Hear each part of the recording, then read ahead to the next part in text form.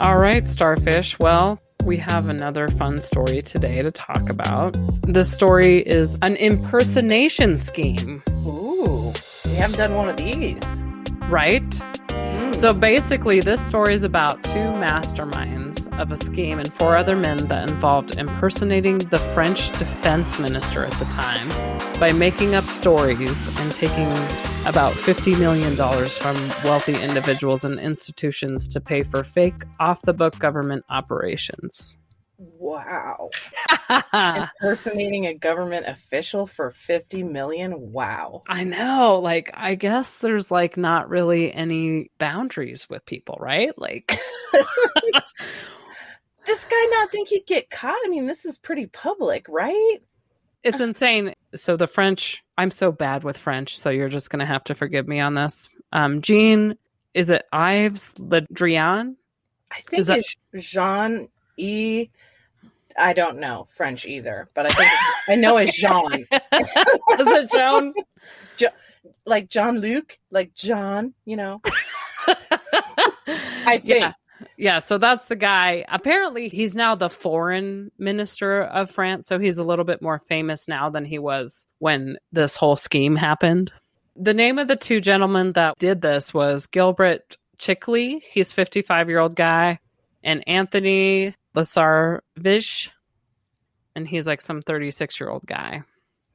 These are the two masterminds behind all this. They're like, you know what? We're just going to go and impersonate a government official and make up all these videos and all this crap to like dupe a bunch of corporations and wealthy people out of money. Sounds good, right?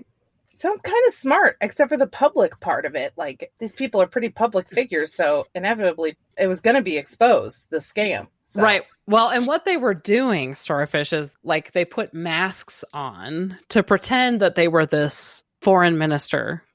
Oh, so they had like masks made or something? Yeah, to look like him. I saw a picture of it and I was like, wow, really? And I mean, I guess if you had a crappy computer, you know, or something, you wouldn't necessarily know that it wasn't him. And if he had like this official desk and all this stuff behind him, you'd be like, oh yeah, it is the French defense minister. So what they would do, which I find amazing that people believe this, but I mean, you know, that's what our show is about, right? People just getting people sucked into all this crap. I mean, I've been a victim of that too. So again, again, it's like, you know, you take people at their word and there you go, like millions of dollars later. But yeah, so what they would do is they would pretend they had like, I think like 4 or 5 other people working with them that would make fake phone calls to like these wealthy corporations or the wealthy people and just ask them for this money because they're doing like a secret French operation to save all these refugees out of Syria. I mean, it just goes on and on. Yeah, like it was so crazy. Like it was like this call center and they're all just making up all this stuff about just all these stories. Save the poor French refugee children. Oh, you have to save them. Yeah. Oh my gosh, that's horrible. I know.